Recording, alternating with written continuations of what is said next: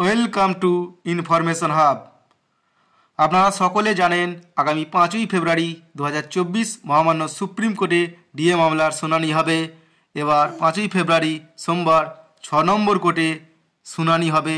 বিচারপতিদ্বয় থাকবেন মাননীয় বিচারপতি ঋষিকেশ রায় এবং মাননীয় বিচারপতি প্রশান্ত কুমার মিশ্র।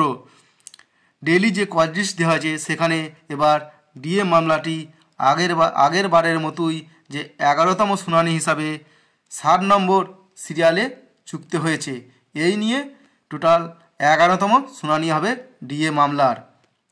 এই 7 নম্বর সিরিয়ালে যে নথিভুক্ত হয়েছে এখানে কি লেখা আছে এখন আমরা দেখব।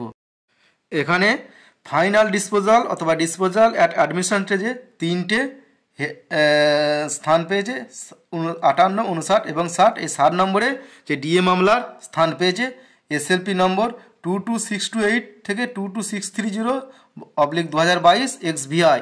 এখানে দেখুন state of West Bengal and other versus confederation of state government employee West Bengal and others. এখানে 7 নম্বরে এবার স্থান পেয়েছে। গত 3রা নভেম্বর 2023ও এই মামলাটি নথিভুক্ত হয়েছিল 7 নম্বরে এবং সেখানে 1:15 নাগাদ মামলাটি উঠেছিল। তখন বিচারপতি দ্বয় ছিলেন মাননীয় বিচারপতি ঋষিকেশ রায় এবং মাননীয় বিচারপতি সঞ্জয় কারোল এর বেঞ্চে, এবং তখন এক্সটেন্সিভ হিয়ারিং চেয়ে পরবর্তী দিন ধার্য করা হয় এবং সেখানে আজ 5ই ফেব্রুয়ারি আবার পুনরায় মামলাটি উঠতে চেয়েছে। এবার বিচারপতি দ্বয় পরিবর্তন করা হয়েছে। আগের যে বিচারপতি দ্বয় ছিল, প্রথম বিচারপতি অনারেবল মিস্টার জাস্টিস ঋষিকেশ রায় এবং দ্বিতীয় বিচারপতি ছিল honourable mister Sanjay Karol sir. এবার সেই বিচারপতি পরিবর্তন করা হয়েছে। এবার প্রথম বিচারপতি একই থাকছে, কিন্তু দ্বিতীয় বিচারপতি পরিবর্তন করে মিস্টার জাস্টিস প্রশান্ত কুমার মিশ্রকে আনা হয়েছে।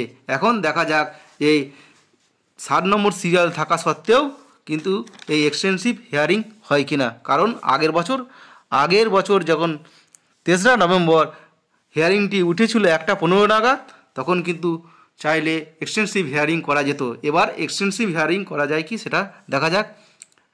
যদি ভিডিওটি ভালো লাগে আপনারা লাইক করবেন এবং শেয়ার করে সকলকে এই বিষয়ে জানিয়ে দিন, এবং আপনারা আপডেট রাখুন যে 5ই নভেম্বর কী কেসের কি রায় হয়। দেখা যাক এবার কি হয়। শেয়ার করে সকলকে জানিয়ে দিন। ধন্যবাদ।